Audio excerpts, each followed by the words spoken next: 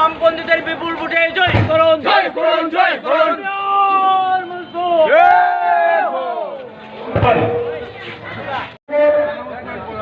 সারা রাজ্যের পৌর এবং নগর পঞ্চায়েতের নির্বাচন, এই নির্বাচন যথাসময়ে অনুষ্ঠিত হয়নি।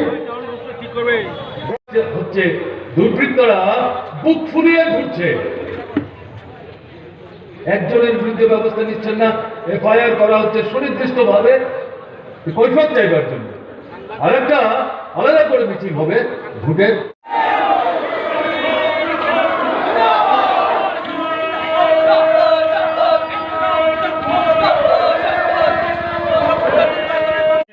এই প্রত্যাশা রেখে সকলকে আবার অভিবাদন জানিয়ে নমস্কার জানিয়ে আমি আমার কথা বলা শেষ করছি। পেছনে পাহারা দিয়ে বামফ্রন্টের প্রার্থী যারা নমিনেশন পেপার সাবমিট করেছিলেন। এখন আপনাদের সঙ্গে বক্তব্য রাখবেন আমাদের পার্টির পলিট ব্যুরোর সদস্য, এই কেন্দ্রীয় কমিটির।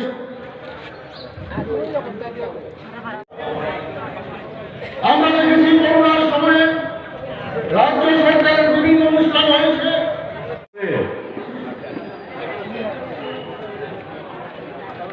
স্বয়ংশাসিত স্থানীয় সরকার তৈরি করবার জন্য ভোট হবে। 20টা জায়গায় হওয়ার কথা ছিল, কিন্তু 7টি জায়গায় বিজেপি দলের ফ্যাসিস্ট আক্রমণের কারণে বিরোধী দলের প্রার্থীরা তাদের মনোনয়নপত্র জমা দিতে পারেননি। মহকুমা শাসকের অফিস বিজেপি দলের দুর্বৃত্তরা 24 ঘন্টা প্রায় ঘেরাও করে রেখেছিল। রাস্তায় রাস্তায় যেদিক দিয়ে মনোনয়ন পত্র দাখিল করবার জন্য প্রার্থীরা যাবেন, সেই রাস্তা শাসক দলের দুর্বৃত্ত বাহিনী লাঠি সোটা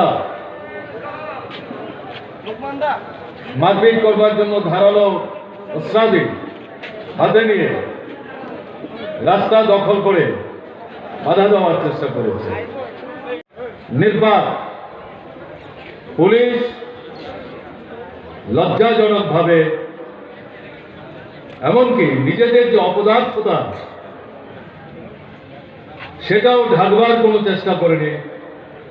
শাসক দলের দুর্বৃত্তদের স্বাধীনভাবে দুর্বৃত্তপনা করতে সুযোগ করে দিয়েছে। ফলে এই 7টি জায়গায় বিনা প্রতিদ্বন্দ্বিতায় জবরদখল করেছে শাসক বিজেপি দল। এটা গৌরবের না, এটা লজ্জার। তাদের লজ্জাবোধ আছে কিনা আপনারা বিচার করবেন। কিন্তু এত কিছুর পরেও গত 42-43 মাসে ত্রিপুরায় কিন্তু কোনো নির্বাচন হয়নি। ত্রিস্তর পঞ্চায়েতের নির্বাচন 92% আসনে বিরোধীদের প্রার্থী দিতে দেয়নি।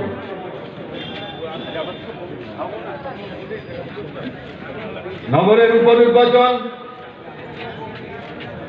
জবরদখল করেছে। এডিসি নির্বাচন অন্তহীন সন্ত্রাস বিভাজনের রাজনীতি। লোকসভা নির্বাচন 2টো আসনই রিগিং করে দখল করেছে। জায়গায় নির্বাচন হবে। ভোটার কত? 4.5 লক্ষ। ত্রিপুরার ভোটার কত? প্রায় 27 লক্ষ।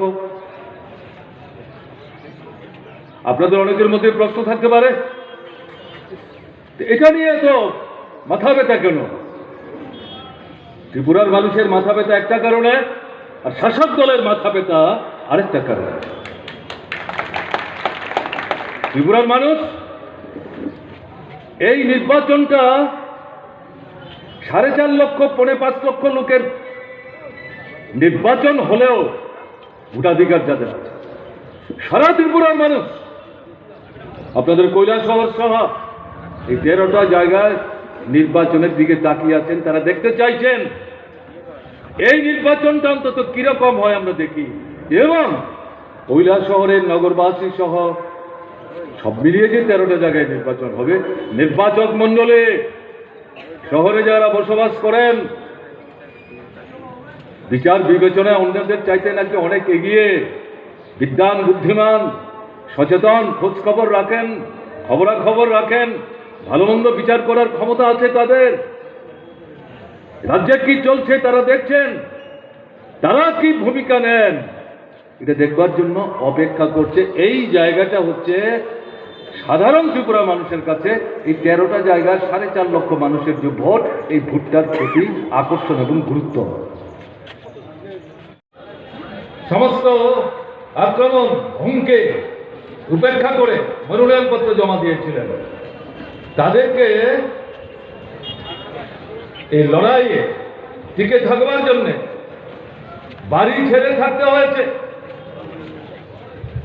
কাউকে কাউকে জঙ্গলে রাত কাটাতে হয়েছে। এটা কি চলছে? প্রত্যাহারের সময় শেষ, এখন প্রচার হবে। এই ব্যতিক্রম আপনাদের কৈলাসহরের গণতান্ত্রিক জনগণকে আমি অভিনন্দন জানাচ্ছি। এটা আপনাদের কৃতিত্ব। প্রায় সব দল যারা প্রতিদ্বন্দ্বিতা করছেন, কালকে এসে আমি খবর নিলাম এই জায়গাতেই নাকি সবাই মিটিং করেন। ভালো, ধর্মনগরের কথাই বলি, বেশি দূরে যাওয়ার কি দরকার। গতকাল ধর্মনগরে একটা মিছিল করতে চেয়েছিল, 4 দিন 5 দিন আগে চিঠি দিয়েছে, দেয়নি। তাদের নাকি কোন মন্ত্রী আসবেন দিল্লি থেকে, তার মিটিং আছে ধর্মনগরে। অসুবিধা কি, তিনি করুন না, আমরা তো চাই সব দল কথা বলো। মানুষ তার জীবনের অভিজ্ঞতায় যারা বলছেন তাদের কথাগুলো মিলিয়ে নেবেন, তার থেকে সিদ্ধান্ত নেবেন। এতে যারা ভোট দেবেন তাদের সুবিধা হয়। কথা বলতে না দিলে পরে কি করে হবে? তো ওনাদের কথা বলবেন, বামফ্রন্টের কথা বলবেন, মানুষের অভিজ্ঞতা আছে, তারা সিদ্ধান্ত নেবেন। কাজেই শাসক দলের কেন্দ্রের মন্ত্রী আসবেন বলে বিরোধী দল মিছিল করতে পারবে না, বাড়িতে তো থাকতেই দিচ্ছে না। ঘুরে দেখবেন নাই, তারা অনিশ্চয়তায় ভুগছে। ভয়ের কারণ এরকম একটা পরিবেশ তৈরি হচ্ছে, মানুষ এই সরকারটার উপর বিশ্বাস হারিয়ে ফেলেছে। ফলে এই যে মানুষের যে লক্ষ্যটা, সঙ্গত কারণটা কি? ত্রিপুরা পূর্ণ রাজ্যে অভিষিক্ত হওয়ার পর এই 50-52 বছর এরকম দুর্বিনীত, অত্যাচার, জনবিরোধী, ফ্যাসিস্টলা দৃষ্টি নিয়ে চলার মতো সরকার ত্রিপুরার মানুষ দেখেনি। মাঝে 88 সাল থেকে 91 জোট সরকার, এ তো ওটাকেও ছাড়িয়ে গেছে। পুরনো মানুষ যারা, আপনারা আমাদের বয়োজ্যেষ্ঠ অভিভাবক, স্থানীয়, নতুনরা জানবে না, তারা জানবেন, তারা বুঝবেন, তারা তুলনা করতে পারবেন। কি আছে মনে হচ্ছে ত্রিপুরা ভারতবর্ষের বাইরে কোন একটা প্রদেশ। ভারতবর্ষ তো একটা সংবিধান দ্বারা পরিচালিত হয়, নিয়ন্ত্রিত হয়। ত্রিপুরা আছে নাকি? থাকলে একটার পর একটা ভোট লুট হয়ে যাচ্ছে, ভোটের অধিকার প্রয়োগ করতে পারছে না, জবরদখল হচ্ছে। শুধু সংবিধান অনুযায়ী এই যে সংস্থাগুলোর কথা বলছি না, এমনকি কোঅপারেটিভ সমবায় সংস্থা, এগুলোর নির্বাচন পর্যন্ত জবরদখল করছে। এটা কি 2015 সাল থেকে 2018 সালের মার্চ মাস পর্যন্ত যখন বামপন্থীরা পুরসভায় ছিল এই সময়ের কাজ, আর 2018 মার্চের পর থেকে 2021 সেপ্টেম্বর পর্যন্ত 3.5 বছরের তাদের কাজের তুলনামূলক ছবি। এই ছবিতে কি আছে?